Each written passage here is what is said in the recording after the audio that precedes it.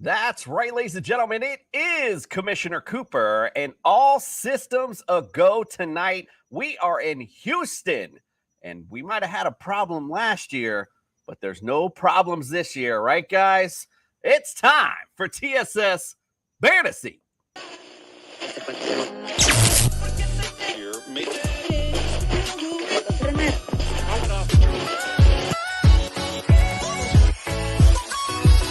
Yeah! It worked for The Rock, and it's going to work for me. And you just got slandered. That's what it is! This court is adjourned. It is Commissioner Cooper. Welcome to Sophistication Station. I'm here to save your fantasy roster. And it's time for TSS Fantasy.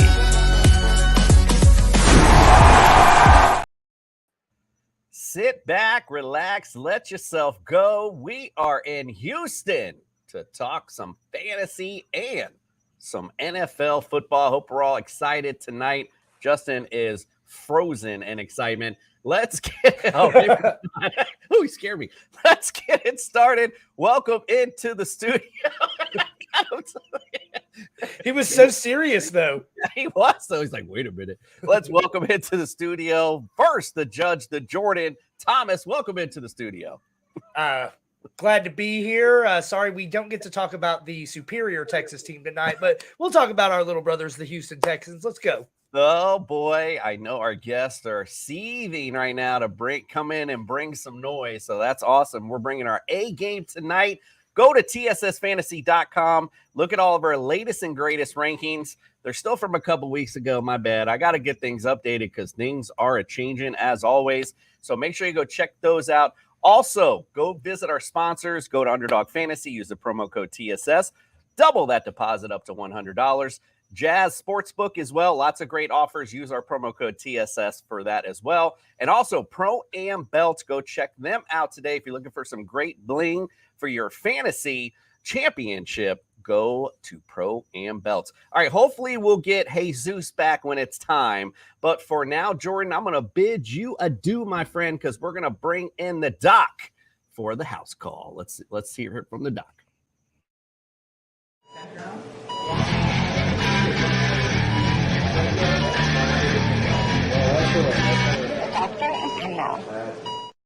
The stars at night are big and bright here in the heart of Texas. We're with Houston. What's going on with the house call, Doc?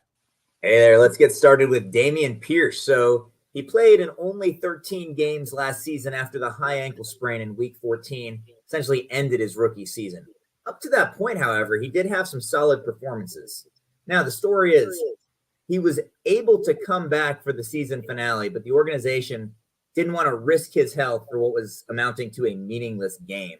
So the high ankle sprain didn't necessarily need to shut his season down. All that to say, the ankle's looking good at OTAs, and with rookie quarterback C.J. Stroud and the limited talent at wide receiver in Houston, it's very possible that early in the season, Pierce gets a lot of touches. Accordingly, he's going to be a workhorse for him. We're going to say 80% of the bench for Dameon Pierce. Moving on to Robert Woods. So his best playing days may very well be behind him, but he is consistently on the field, averaging over 14 games per regular season. A lot of respect for him because a torn ACL in November of 2021 had him back. He was back to playing every regular season game in 2022. So his production is going to be predicated upon the development of their rookie quarterback, but his consistency and his return from that ACL injury are encouraging. We're going to go 20% of the bench. And lastly, Nico Collins. He's averaging only 12 games a season over his brief 2-year career, yet somehow DraftSharks still gives him a 5 out of 5 max durability rating with only a 1% chance of injury per game. Nico Collins, we're going to go 15% of the bench. All righty. Well, you heard it here first. We'll see you tomorrow, Doc. We will be in Indianapolis. All right, that's it from the doc. Very interesting news on this Houston Texans. We got some guests to bring in. Let's bring in Matt Briggs and Eric Romoff. Let's talk about these Houston Texans. Our next stop on our summer tour, we get ready for launch in Houston. Houston, all systems are a go for the Houston Texans. Welcome into the studio, gentlemen. First, we'll welcome in Matt. Matt's been a frequent guest on our show. Appreciate you coming in, Matt. Appreciate you today. Appreciate it. Much love. Yes, sir. Absolutely. Good seeing. So, seeing fam again after, no new season. And now we got a new friend, Eric, the fantasy. Is it navigator? Is that what it's short for, or just the fantasy nav? Yeah, nav, short for navigator. Nice. Love it. All right. Well, welcome in, my friend. Appreciate you being here. Yeah, happy to be here. It's always it's a rare occasion where I get to bump into any other Texan supporters out in the world. So now I get an hour to chop it up with some of the best in the business. Hey, we gotta stick together, right? Until the time of need, right? If we can survive Deshaun Watson, we can survive anything.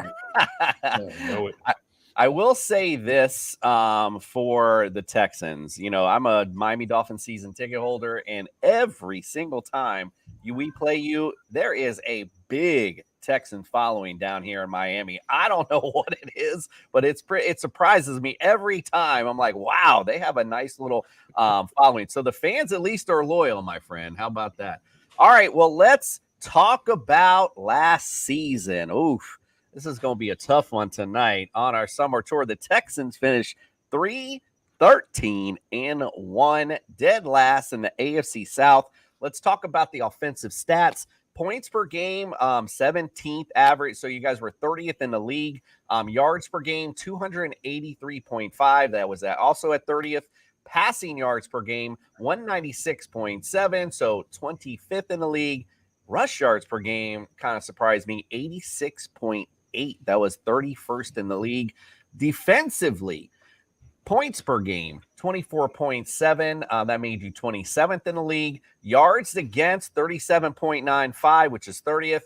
Here was the fun anomaly for you guys last year. Passing yards per game, 209.3. You guys were 10th in the league. We talked about it every week on our show, how surprising it was. We were like, well, you don't respect the Texans, but man, it seemed like they shut down every QB, but maybe it was just because we talked about it on the show. They just got up early and started to run, because rush yards per game last year, 170.2. You guys were dead last in the league against the run. So let's talk about last year. Matt, I'll just go to you first. Just give me 3 words or less what you sum up last season, and then expand on that. Let's see. Pamp Hamilton trash can. Play calls was horrendous.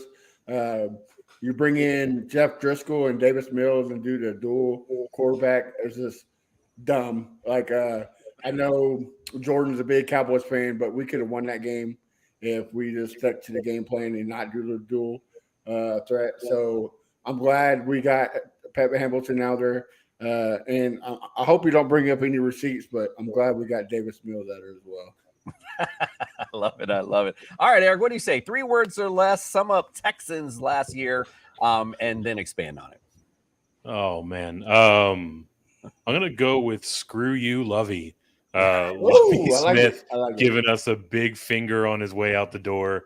I mean, look, I can't necessarily begrudge the man because he was hired to be fired, and that's not an admirable position for anyone to be in. But the way in which he screwed this franchise on the way out door is of legendary proportions, right? Well, I'm sure we'll talk about the draft. We spent a pretty penny not only drafting from 2, but moving back up to 3. If we're in that first overall pick, I think we're actually in a spot where we're gaining draft assets. We don't have it because Lovey, and to a lesser extent, Davis Mills, saw the writing on the wall and decided to go out with a bang, give us a nice middle finger by winning the last game of the season. Yeah, it's funny. We're doing these shows, and it's NFL season was a while back, and if it's not your team, man, I totally forgot about that. That is so odd. No, what a great Lovey. I love you, man. It was just kind of funny. Like I said, I know I'd stick it to you guys, so I'm not laughing at you, but man, I mean, what a I don't know. I don't want to say an honorable thing to do, but he was just like, you know what? I'm gonna get a little tired of this. I'm gonna stick it to y'all. So yeah, I mean, it was a total YOLO move, right? Like he knew where this was going. There's no reason to try to maintain any relationships there. I mean, you're right. It does hurt as a Texans fan, but it's perfectly fair to laugh at us because it is the most quintessential Texans series of outcomes to happen, right? Like the Texans are the franchise this would happen to. And they fired him before he even got on the plane. They're like, yeah, you're done. He barely made it off the field. They're like, nope, we'll see you. All right. Well, to be fair, Eric, since you're our guest, I'm laughing with you, not at you. All right. Let's be fair. Sure. All right. Well, listen, we talked about what was. Let's talk about what is, right? So, marquee additions in the offseason. We talked with the doc. Robert Woods is brought in. Dalton Schultz at the tight end position, not too shabby there. Other than that, offensively, not a whole lot as far as free agent offensive like weapons. You did bring in Shaquille Mason, right guard, so that solids that lineup just a little bit. Now, you did lose Brandon Cooks. I know he was a little bit frustrated out the door last year. Chris Moore also, he was a little surprised last year sometimes if you're a fantasy player, obviously. Philip Dorsett also out the door, so which I didn't even know he was there or whatever. All right, let's talk about the draft, and you were just talking about that. Obviously, your number one pick was C.J. Stroud from Ohio State, so big pickup there. Another pick, number one, I got in round one here is Will Anderson from Alabama, the edge rusher, as well. You got in round two, Juice Scruggs from Penn State, the center. Round three, you got Tank Dell from Houston, the wide receiver. Round four, edge rusher Dylan Horton from TCU. Round five, Henry, is this Tohoto from Alabama? I don't even know if I'm saying that right. For linebacker, you got center Jarrett Patterson from Notre Dame, receiver Xavier Hutchinson from Ohio State, and round seven, safety Brandon Hill from Pittsburgh. Hope I didn't screw all of those names up. Let's go to you first, Eric, on this one. What do you think about this season? What's going to be what is? What's the prediction you got for Houston? How do you think this outcome goes for you guys this year? Well, the good thing about being in the basement is there's almost nowhere to go but up, right? So I do think we're in a position to take a step forward, both from a statistical standpoint, right? Like we are very likely to win more than 3 games, but also, don't look now. Like this Texans roster is kind of starting to take shape, right? I mean, basically, ever since we ran Jack Easterby out the door, this front office has done a pretty good job at identifying talent, at maximizing their draft capital, which was very limited for a very long time, thanks in part to your beloved Miami Dolphins. And now, I mean, if these guys that have a high pedigree all hit, we're looking at a team that has a potential franchise quarterback in Stroud. We've got a franchise left tackle in Tunsil. Stingley, I think, is a legitimate franchise cornerback, and we've added an edge piece in Will Anderson. At safety, we've got Petrie, who had a fantastic rookie season. We also bring in Ward from San Francisco. He follows over D'Amico Ryan. So kind of the cornerstone building block pieces of a competitive roster all kind of feel like they're coming into place, right? So I do think that, from a talent standpoint, we're also on the upswing. And then we have the benefit of playing in the AFC South, which year over year, basically a game or a half a game over 500 is competitive to win this division. Now, I do think we'll find Trevor Lawrence and the Jaguars continue their upward swing as well. But you look at teams like Tennessee and like Indianapolis, and they're kind of in a transitionary state, right? So I think we might be able to pick up some of those wins that were losses last year in the division. So ultimately an improved season on the whole, but I doubt we end up flirting with 500 even. All righty, let's go to Matt. What do you say, my friend? What do you think about this season? Eric, I mean, real close, right? The big thing is D'Amico Ryans. Like, we got the coach that everybody wanted. I mean, every team that needed a coach wanted D'Amico Ryans, and we got that guy. And Bobby Slowick from the San Francisco offensive scheme, love it. Zone blocking is going to improve this line. Kenyon Green, who was pretty bad last year. I think it's going to improve because of blocking. But yeah, CJ Stroud is way better than Davis Mills already, and he hasn't hit the field. So I'm excited about that. I think the defensive backfield is going to be top 10 in the whole NFL. I mean, Derek Stingley, Nelson had a great year last year. And then, like you said, brought in Jimmy Ward. It's a building season. I say 6 to 7 wins. Like Eric said, we're playing the AFC South, so that's probably second place. And also what we got in favor is we play the other horrible division in the league, the NFC South. So that might be 4 easy wins. Who knows? Right now it's just a building. We all can disagree, but I think the free agent market wasn't that great this year.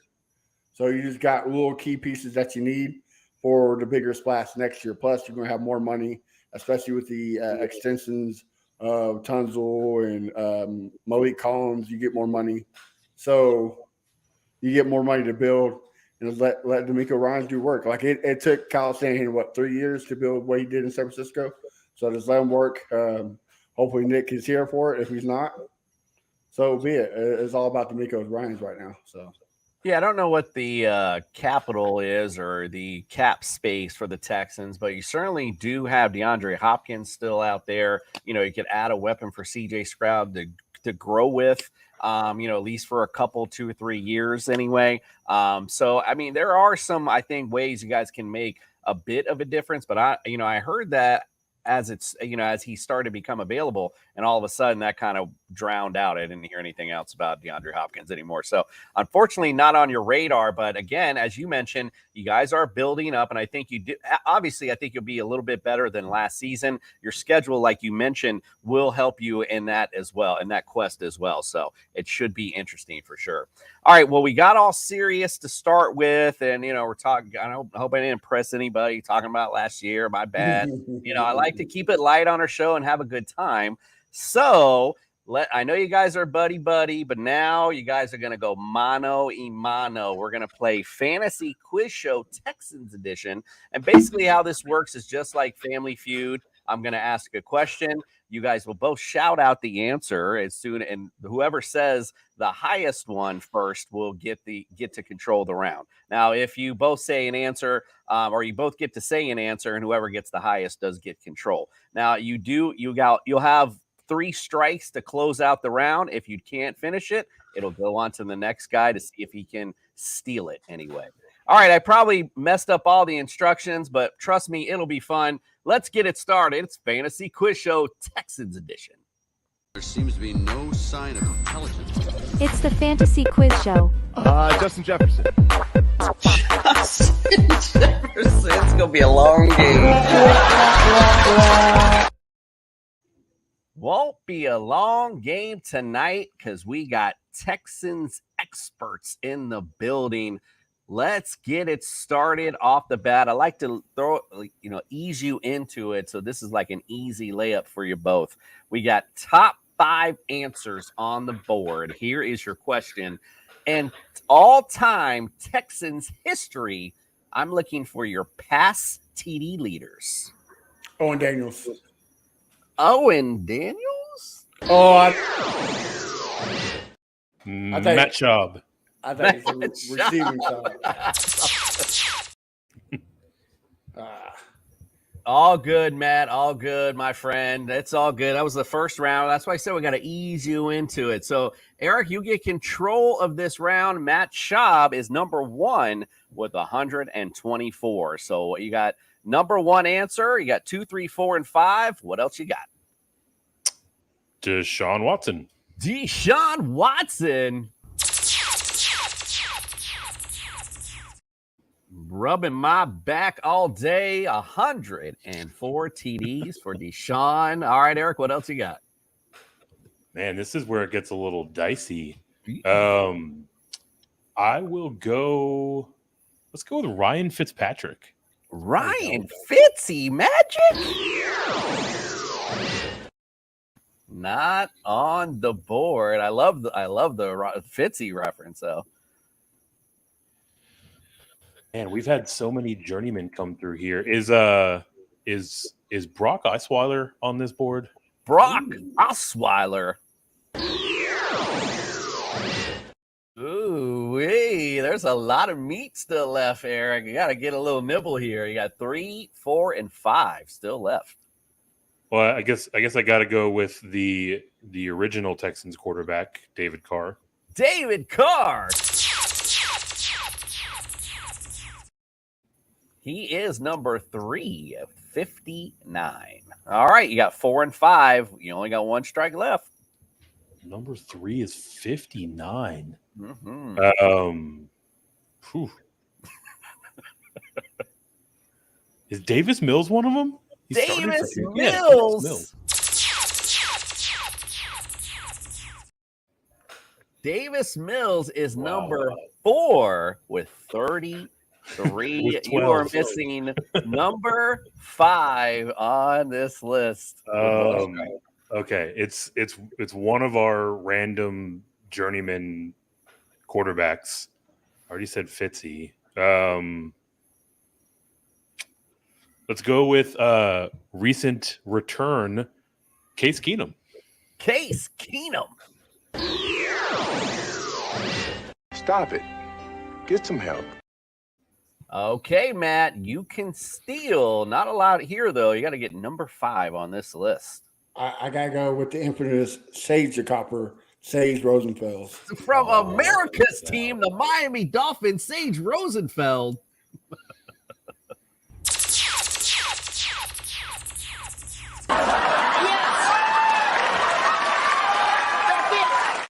Great job, Matt. Great job. 24 TDs for Sage Rosenfeld on the Houston Texans. Wow. If you don't know, now you know.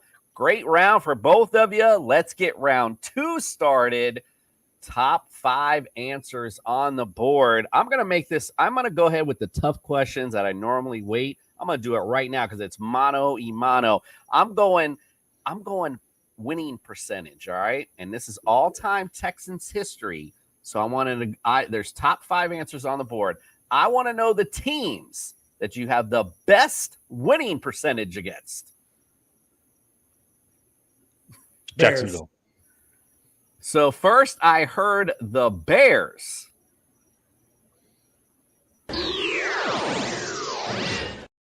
And then I heard the Jaguars.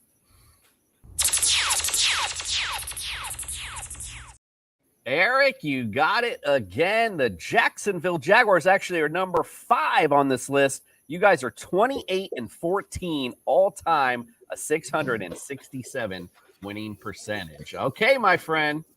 Actually, that is wrong on my part. The Bears was number 4. Oh, they were. Okay. That's a judge. I just looked at that answer too, and I was like, wait a minute. All right, so you're right, Eric. Or excuse me, Matt, you got the Bears are number 4. They're 4 and 2 on this list as well. So Matt, you actually will have control of this round. The judge fucked it up. No, I'm just kidding. That was my bad. My bad for not noticing too, though. My bad. All right, you got control, Matt. You got 3 more answers left.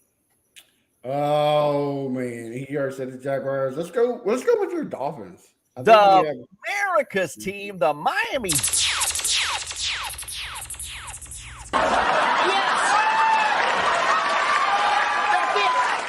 Yeah, the judge thinks he's funny back there. All right, so the Dolphins are number 3. You guys are 8 and 3 all time against the Dolphins, 727 winning percentage. All right, number 1 and number 2 are actually tied. So either way, you're good on this one. Go ahead. What do you got? I want to say they were so bad for so long. I want to say Tampa Bay Buccaneers. The Tampa Bay Buccaneers. You guys are 4 and 1 all time against the Bucks and 800. About to be 5 and 1 this year, but yeah. All right, you got the number 1 answer. Well, it's number 1 or number 2, whatever you want to call it, left and no strikes. Let's go with the black hole, the Raiders. The Raiders. Oh wow. Okay.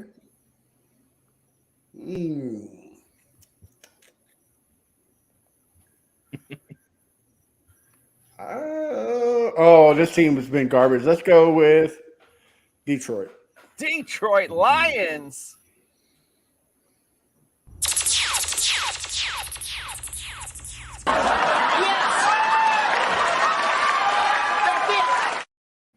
Detroit Lions were also 4-1 all time against them with an 800 winning percentage. All right, well, you got two rounds here, Eric. You got to come out swinging for this one. All right, we're gonna go top 5 answers. I'm sorry, let me take that back. I'm gonna go to the screen. Top 8 answers on the board for this one. This is going to be interesting. I'm going to stick with that winning percentage theme, though, but I want to know on the other end, what are the teams you have the worst winning percentage against? Colts. The Indianapolis Colts. Wow. Okay.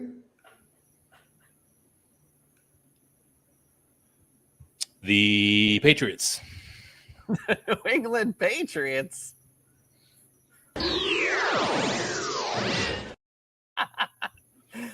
Eric, or excuse me, Matt, back to you. Man, let's go to Giants. The New York Giants.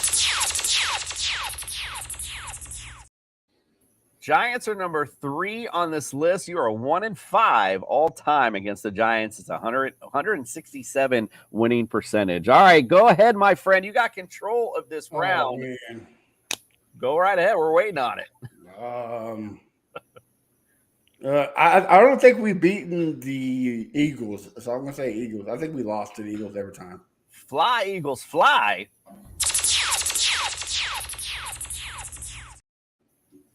You guys are 0-6 all time. They are number 1 on this list. Wow, they own you. All right, what else you got? Baltimore's always been great. Baltimore. The Ravens.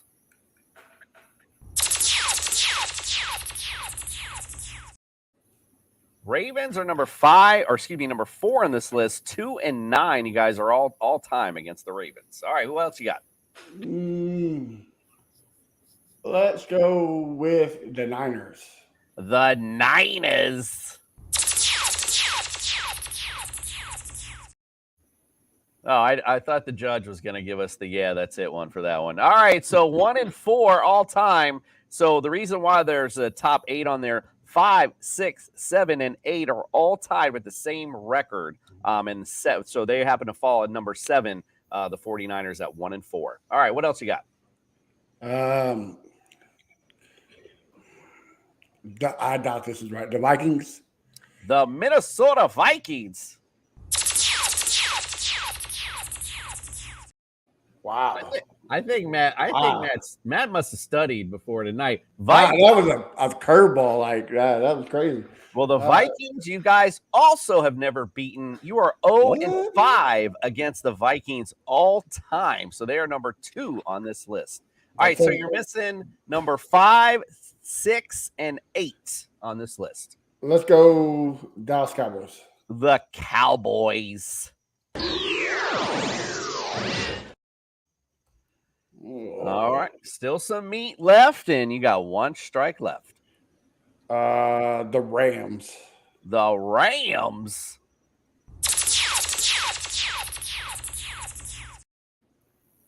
They fall under that 1-4 category. With the rest of them, they fall under number 6 all time. So you got number 5 and 8 left. The Packers. The Packers. This guy's 1-4 all time. All right, you got 1 left. All right, let's see if you get that one. Oh, the Steelers. Come on, they got to be easy. The Steelers.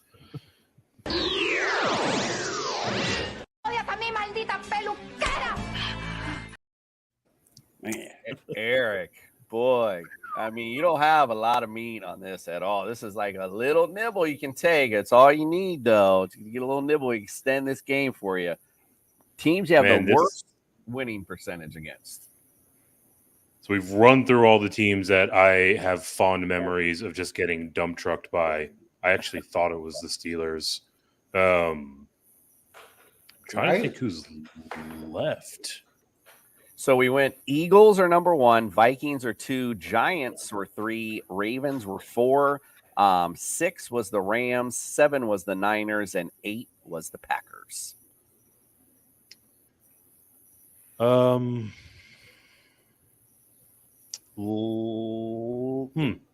We haven't played them much, but I know I've seen us lose a couple of times to the Seattle Seahawks. That's all good with. The Seattle Seahawks.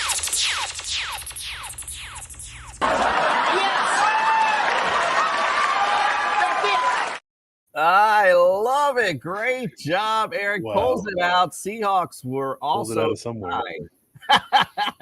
also tied at 1-4. You guys close. Listen, we never have anyone close those 2 rounds out. So great job, guys. All right, let's go. So Eric, you're only down 1. It's 2-1. We're going to go top 5 answers on the board. Here is your question. All-time Texans history.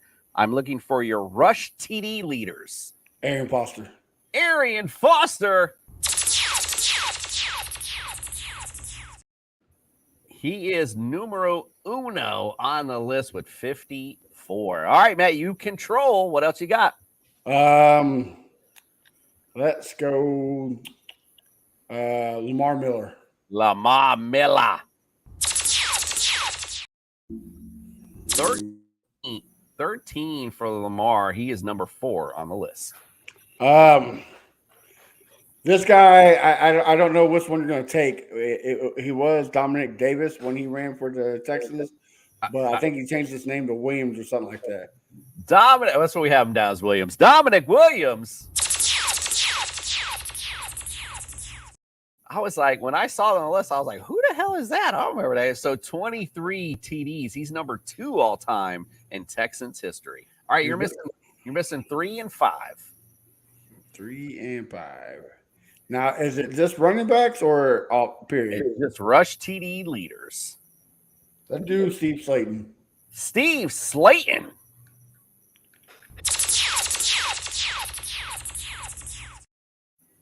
Steve Slayton, number 5 with 12. So you're missing number 3. Number 3. Let's do the big train Ron Dane. Big train Ron Dane. I forgot he played for you guys. I loved it. Ben Tate. Ben Tate?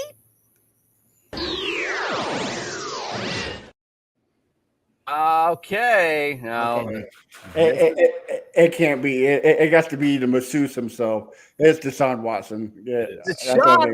Deshaun Watson for the.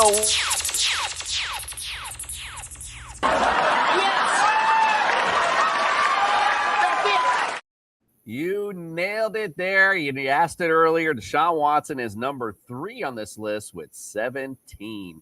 Great job. Great game. I mean, pulling some stuff out of your behinds tonight. Gotta love it. If you don't know about Houston Texans history, you sure know now. Matt, congratulations, my friend. You are tonight's winner. Oh, my bad, Judge. Go ahead.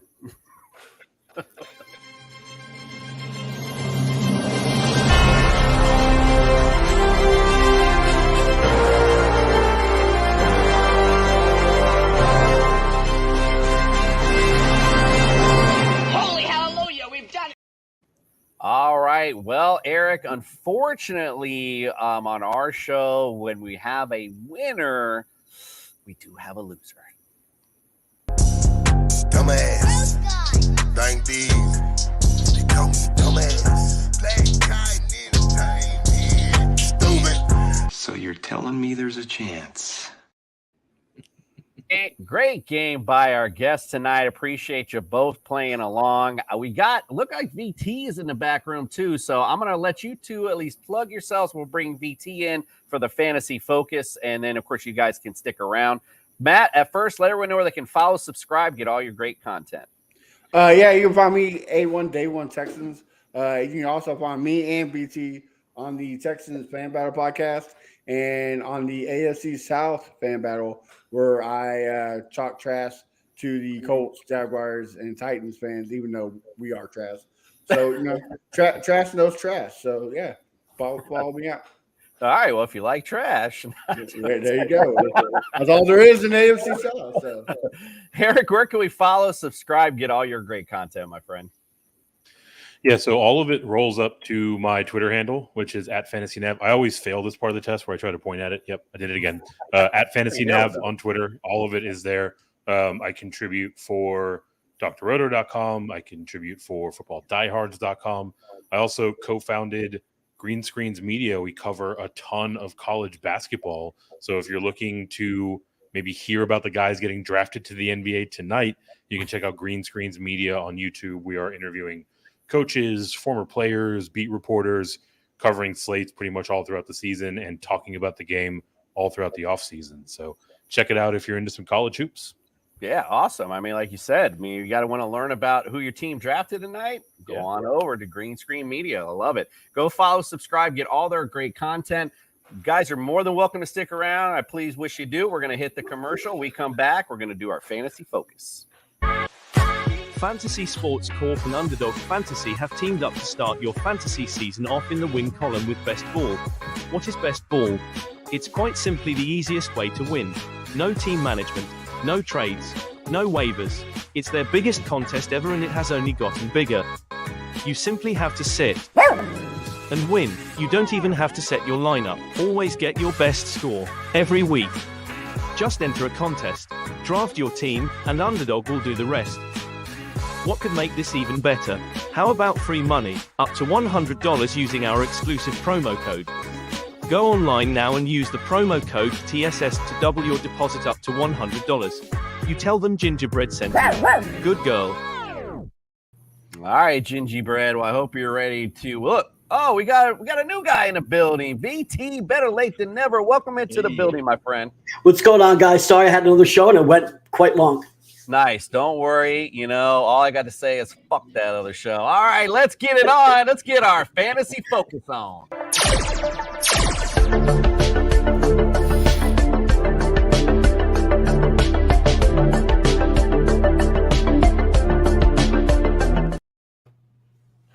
Unfortunately, as I joked with our guest tonight, I don't know how long this segment will last. No, I'm just kidding, guys. All right, so CJ Stroud, we start with the QB position. Right now, I got him ranked 24th. Let's just be real. I don't know what's going to happen here with CJ Stroud. He does have that great running ability. He can throw the football, but who is he throwing it to? That's going to be a big question. We'll get to Dalton Schultz. I kind of like him in this offense because who does a rookie QB like, and a running QB especially is a tight end. Long story short, I want to get too long-winded because we got a lot of people in the building tonight, but the fact is I wouldn't be in Dynasty. I'm definitely looking hard, long and strong at CJ Stroud, but in redraft, he's definitely not on my radar for sure. Justin, we'll start with you since you were in the back, my friend. What do you say? Yeah, he's a running quarterback who really hasn't ran. Yeah, sure, we can assume that he's got some wheels on him, but really his claim to fame is being the best pocket passer in this draft. Now, that's going to do you nothing when you have nothing around you to pass to. So that's going to be his hindrance in this one. I got him at 27 for redraft. I like him in Dynasty, but it's really hard to go out and buy this guy right now in any type of format. I don't care if it's best ball, redraft, Dynasty. I mean, until the Texans really put the investment into their team on the offensive end, it's going to be hard to go with Stroud or roll with Stroud this year. Judge Jordan, what do you say, sir? I mean, I'm kind of with both of you guys. I have him dead, even with you, Coop, at 24. I'm really not trying to invest in the quarterback position of this offense. If anything, I think Stroud's the guy who might catch, fire somewhere in the middle of the season that might, be a great waiver wire pickup. I'm avoiding him in all draft formats outside of Dynasty, obviously.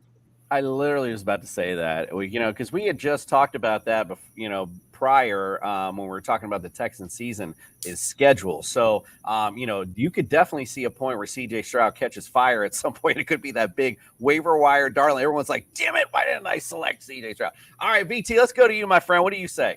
Yeah, I think Dynasty is where you want to pick him up.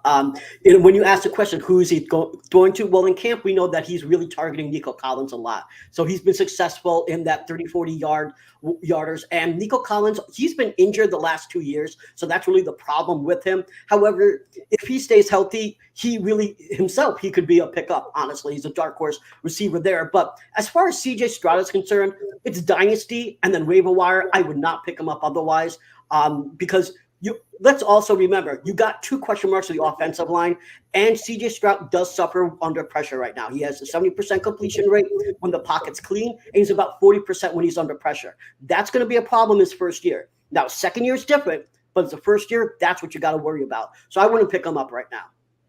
I love how you bring in some camp news already with the Nico Collins early hookup. Gotta love that news. That's why we bring our special guest in for that kind of stuff. Love it. Eric, what do you say, my friend? Where do you got him at? Navigate us. So thus far, it sounds like I'm the most bullish on CJ Stroud, but not by much. I've got him number 20 in my fantasy rankings. So, for me, Dynasty is obviously the format where I prefer him. I mean, best ball, I don't mind taking, a late round flyer on him. Obviously, if we're talking about super flex or 2 quarterback leagues, he's definitely in the pool. I believe he's going to have the job the entirety of the season. But I think what VT was getting to with some of that camp news about Nico Collins really starting to separate himself from this core of wide receivers, the Texans and CJ Stroud might not have a ton of marquee names in their wide receiver room, but they do have a lot of talented guys, right? So it's going to be a headache to try to figure out which of these wide receivers emerges over the course of the season. But I do think Stroud has a pretty good number of options in terms of who to distribute the ball to. So he's someone to keep an eye on. Like we said, to this point, if he gets hot, I do think he's a priority pickup. But for now, super flex and Dynasty only. Matt, what do you say, my friend? Yeah, I'm gonna have to agree with Eric. I have to say 20. I'll draft him for the bye week. If your quarterback's on the bye, have him for the have him on the bench. I've been saying this all year long since we started the podcast. Scheming fixes everything, and that Kyle Shanahan scheme, it fits well, especially with rookie quarterbacks. The last time a rookie quarterback, the most accurate college quarterback, went to a Kyle Shanahan scheme was Robert Griffin. I'm not saying he's going to be Robert Griffin. I'm just saying that, there's some hype to it. So I say he's going to be about the 20th ranked fantasy quarterback. All right. I like it. All right. Well, let's go to the running back position. And this is where, I would say the meat and potatoes is on this Houston roster. Dameon Pierce, Houston, we're talking about, I know Justin said about investing in this offense. Well, they struck gold in the draft for sure with Dameon Pierce. He was 5th in rushing up until week 10. He did end up playing, of course, America's team. And we had a pretty decent rush D and Washington both, and kind of struggled within those 2 weeks. But after that, played decent against Dallas, and then, of course, the injury. So Dameon Pierce overall had a great season and a subpar offense. Now, again, you got a little bit of excitement with CJ Stroud, who's also going to bring a run threat element. Now, you mentioned his pass. At least it'll be better than what you had last season. So Dameon Pierce, for me, I got him ranked 14th. And I like him a lot going into the season. We talked about schedule, all that kind of good stuff. So everything to me means good things for Dameon Pierce. What do you say, Jordan? Man, I feel like you took my rankings or something, because I'm right there with you. I got Dameon Pierce right at 14 as well, and I feel like I'm higher on him than most, and I feel like it's because I caught him last year and he just kicked all kinds of ass for me.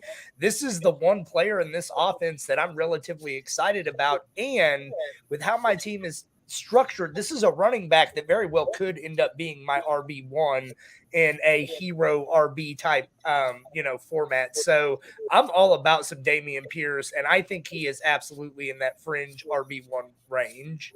So the only drawback to Dameon Pierce, if there's some pros and some cons, the only con would be, of course, we entered Devin Singletary into the mix of this backfield. So does he eat into Damien's carries? That remains to be seen. Justin, what say you, my friend?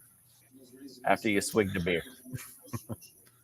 I had to get the bad taste of your fucking takes out of my mouth. Shit, dude.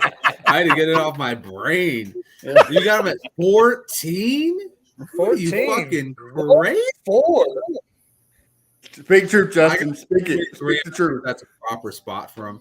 He belongs in the running back 2 category, but I would not be like thinking if I'm going to get him, he's going to be my hero RB. That's a little bit too insane for my taste, and I'm supposed to be the insane one on this fucking podcast.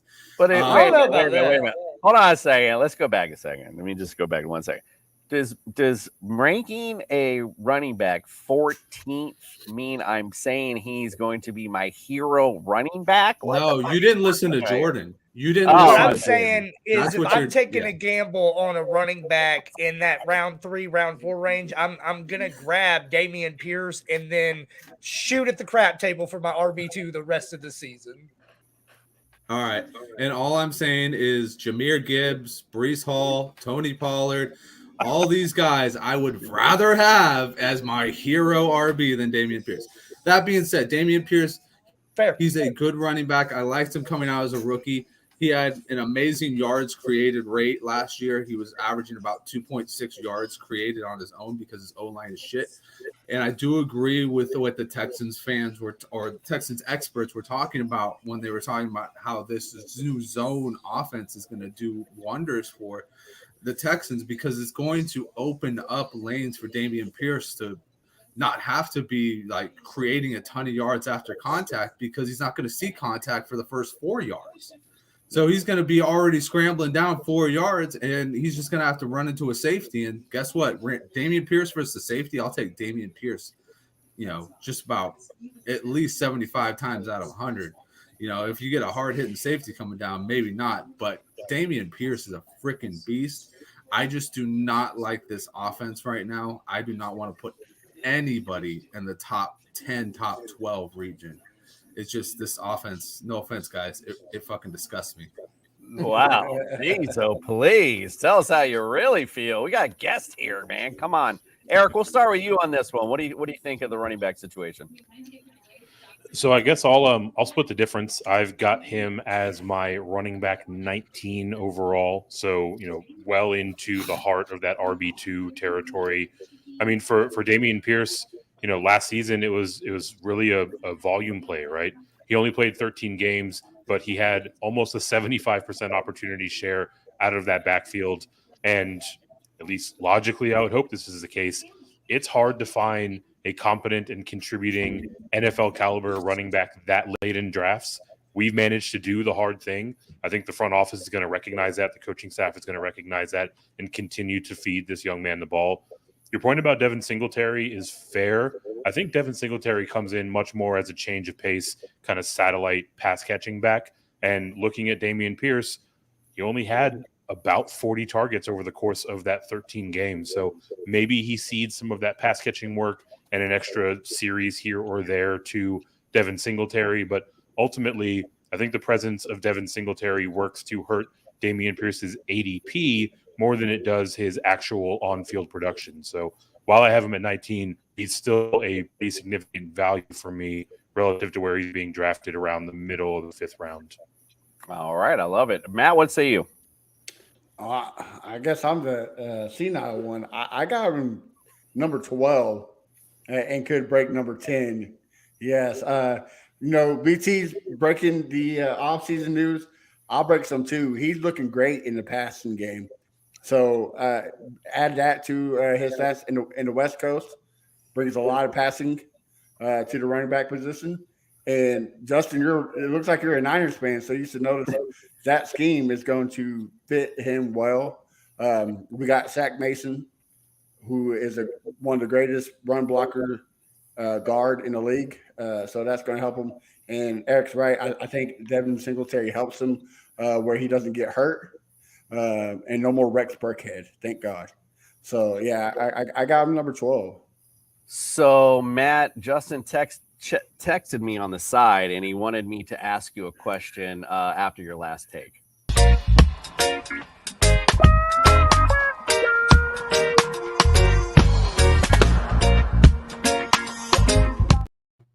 No, I mean, look, he like you said, he was top 5 before he got hurt. We're just having fun with you. We're just having fun with you. I know. I'm just saying, he's only get better, right? That was his rookie year, and if he sells healthy, I agree with you. I got him 14. I think keep smoking the hopium. I'm all for it. I'm all for it to see a 49ers scheme work out. I'm all for it. Hey, I'm down for the Houston Niners. You know that? I'm all right with it. Hell yeah. All right, let's go to South Beach Niners. We got the Texas Niners over here. Right. All right, let's go to VT has been patiently waiting. What do you say about the running game, my friend? Yeah, so let me justify the 14th, 15th selection here. One thing you got to remember about last year is that Dameon Pierce was actually on track to get 1,400 yards before our OC, who went crazy and probably smoked a ton of crack, decided to have a 2-quarterback XFL style system here. When we played Cleveland, he said, you know what? Even though we're 5 yards out, I'm going to pass 3 times. I'm not going to run that in. That's too easy. I want to take the hard way out. We actually have Bobby Slowick, who's going to actually be what I hope is a real offensive coordinator and not someone pretending to be an offensive coordinator, which means that Dameon Pierce is going to run in a lot more touchdowns than he did last year. Secondly, he had almost 80% or 85% of his yards were after contact. So regardless of the questions on the offensive line, he's going to get his yards. I have his floor at 1,200 yards this year. And that's, yes, I'm talking, if he stays healthy. But the reason why that's so high is because they will be taking the pressure off of CJ Stroud and running that ball. Yes, I know Devin Singletary's there, but Devin Singletary is really going to be there in the passing game more than he is going to be on the ground. So I wouldn't be too concerned about is Dameon Pierce losing touches. He's going to get at least 20 carries a game. That's not going to change. You're going to just see Singletary taking the Rex Burkhead carries. So when those dump downs on third down and stuff like that, that's when you're going to see him. He's in the passing game. On the ground, Pierce all day long is going to be a 1,200 yard plus. Yes, I'm going to justify your 14th to 15th selection. That does make sense. And that may be smoking a little bit of weed, but not too much.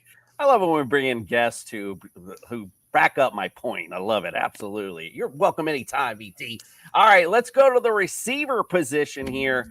And listen, I'm going to make my analysis real quick because this is the one area where I'm like, Robert Woods. Now, listen, I love Bobby Trees. Always have. He's always shown up. But last season, I just kept investing, and it just nothing. I don't know what went on. We'll see what he comes out to this year, but he just might be a little too long in a tooth at this point. You mentioned Nico Collins. I have him 55 right now. Again, I wasn't aware there was a connection there, so we'll see how that plays out. You have Noah Brown, Amari Rogers. The guy I'm really just pulling for, though, is John Mechie III, obviously coming back from cancer, then getting hurt. And then, so I want this kid to do well. He could be that little sneaky play, but I don't have him, of course, right now, 81, because I just don't know. That's why we got our experts in, right? Justin, we'll start with you, though, my friend. What do you say? What do you like in any of these receivers? You're on mute. Sorry. I was like, wait, is he talking? Justin, you're on mute. You're on mute, good sir. All right, well, let's go to Jordan first. Yeah, I guess the sound's not going so well at the Astrodome. This might be the single worst receiving core in the NFL, and I want no part of it. I will say this to our Texans fans down here. I really tried last year, man. I beat the drum so loud for Nico Collins, and I tried to put it into the universe. Never again, won't touch it. I want no part of Noah Brown for obvious reasons. Fade all of them. Don't draft a single wide receiver in this offense. Justin, you got anything nice to say? Jordan pretty much picked up on all the lip syncing that I was doing over there. He was lip reading everything I was saying.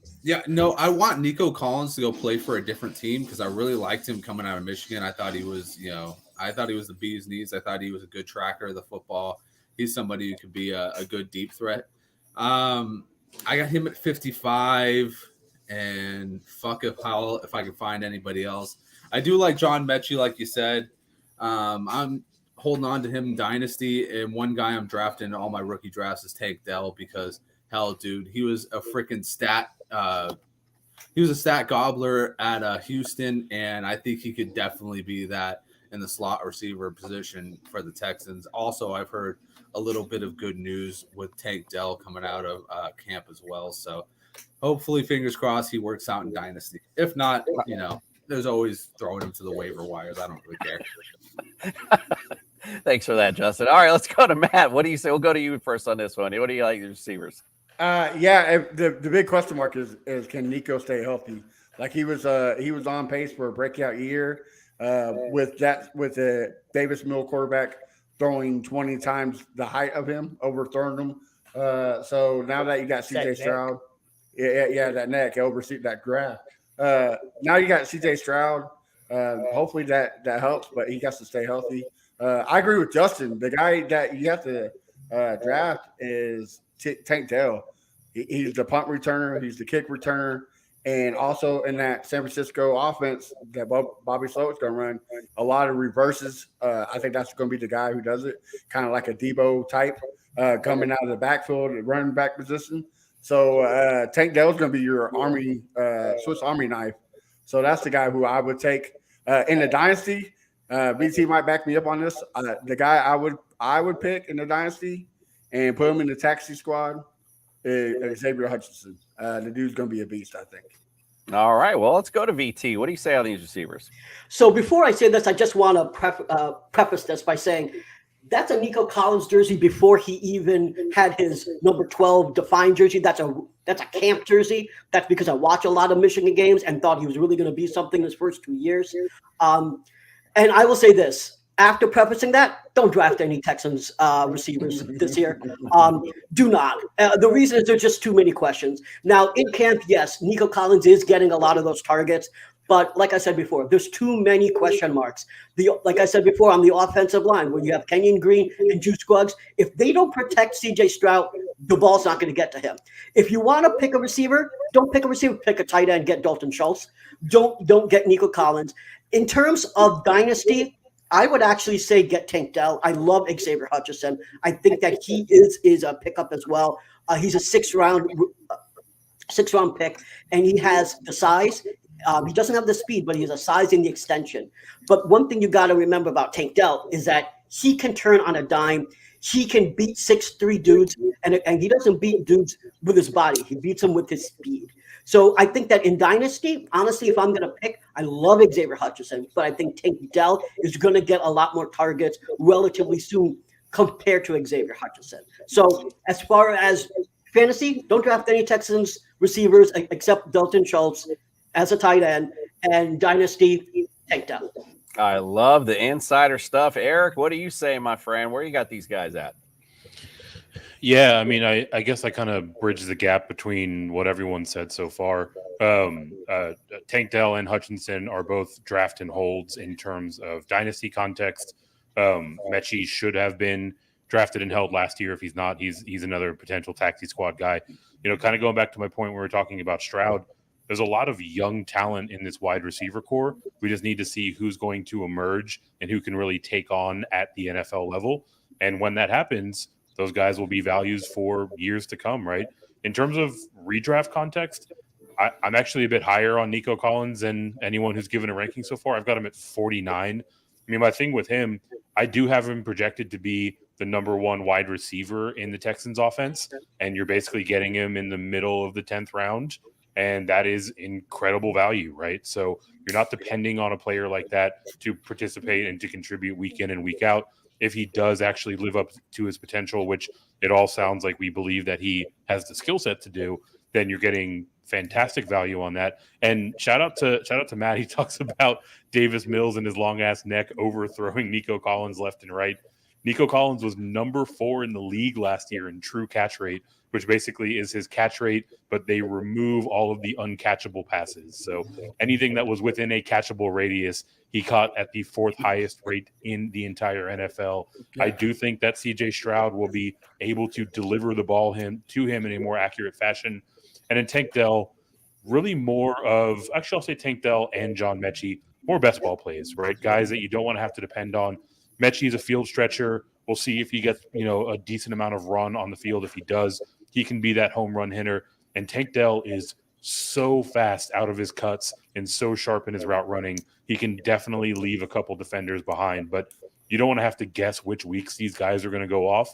Put them on your best ball roster. When they pop, you'll get the points. You don't have to deal with the headaches when they don't.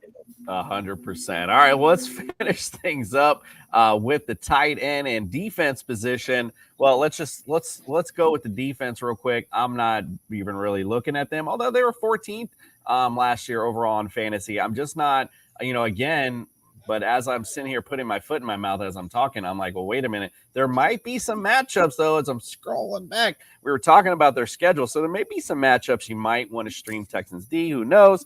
But let's just talk about the real deal, Dalton Schultz. We were just sitting here going on and on about the receivers that we're not really sure of. Well, Dalton Schultz, we know, is a decent pass catcher. We know he did well with Dallas, with Dak, when, he was a little bit tapered off last year, but was really good in 2021. I like Dalton Schultz a lot this year. I mean, we're looking for those guys to step up in the tight end position. I don't like him enough right now because I got him at 13th. So I don't, I don't know if I'm really loving him, but now that, like I said, I'm sitting here talking out loud about it, we sit here and go on and on about these receivers that, aren't really all that. And then we have this good tight end that, again, a rookie QB loves to go to that tight end spot. So Dalton Schultz could be in a huge play for your fantasy rosters this year. Let's go to you, Jordan, since you're a Dalton Schultz expert. What do you say? I love me some Dalton Schultz. I've got him as tight end 7. Every time this guy has been on the field and been healthy, he has been that dude and has absolutely produced. The volume's going to be there. He is by far and away the best receiver on this team, in my opinion. He will be that security blanket.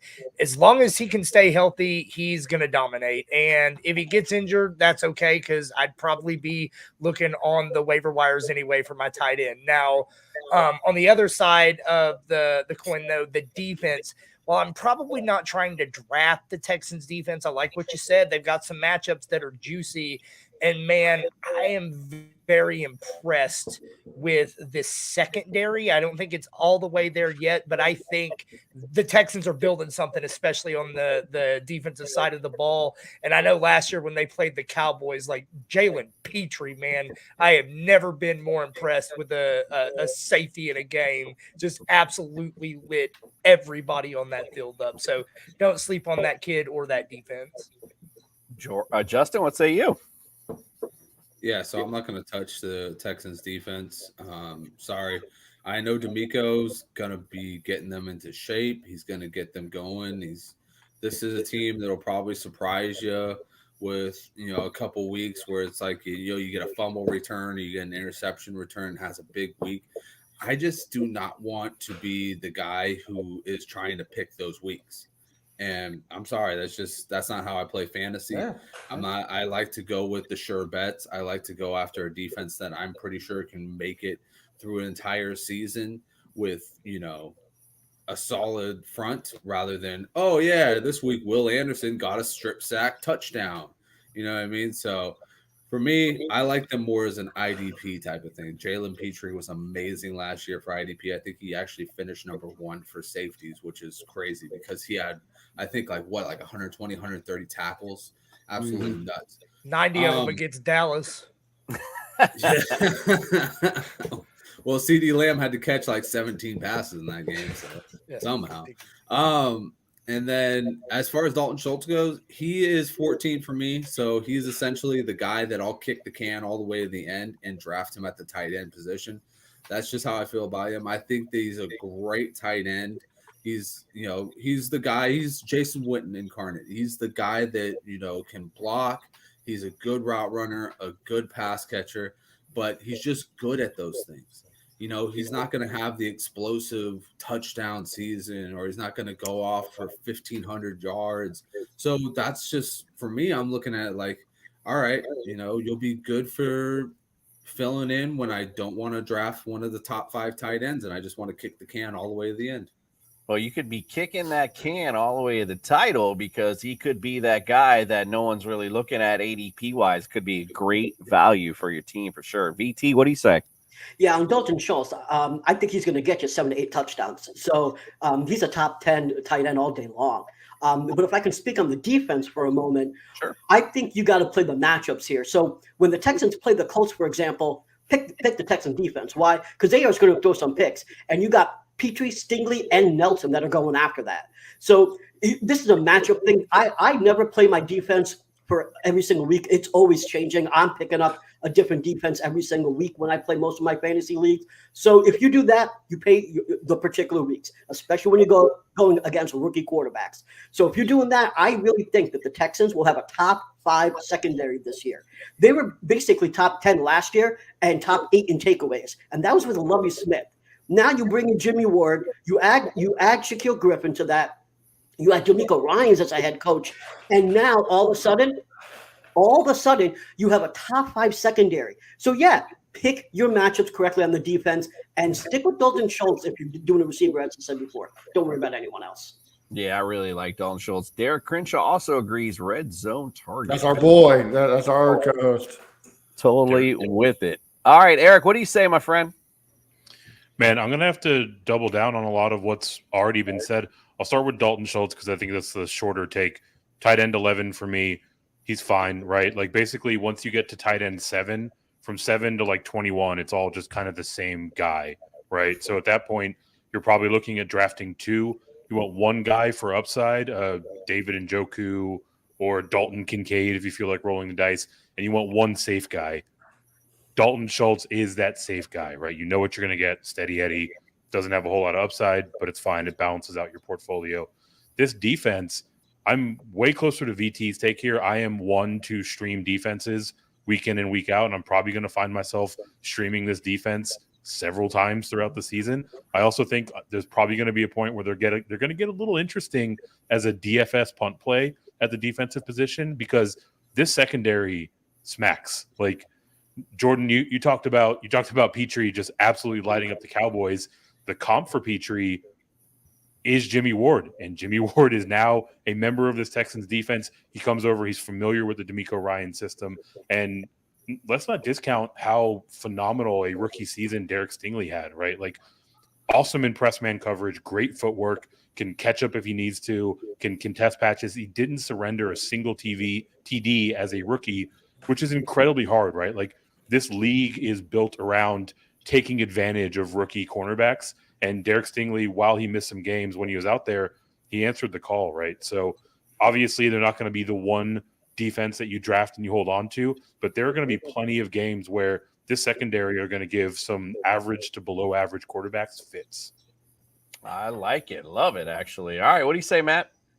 Yeah, I'll start off with the defense. I agree with BT and Eric as bi-weekly basis. Like if the Browns with Nick Chubb, don't play them. If you are playing a run strong team, don't play them because it's still a question mark on the running defense. Don't know if they're going to give up 200 yards a game. So stay away from strong running backs. But on the Dalton Schultz, last time a tight end with the Texans that was a red zone target was Owen Daniels, and it was the same system.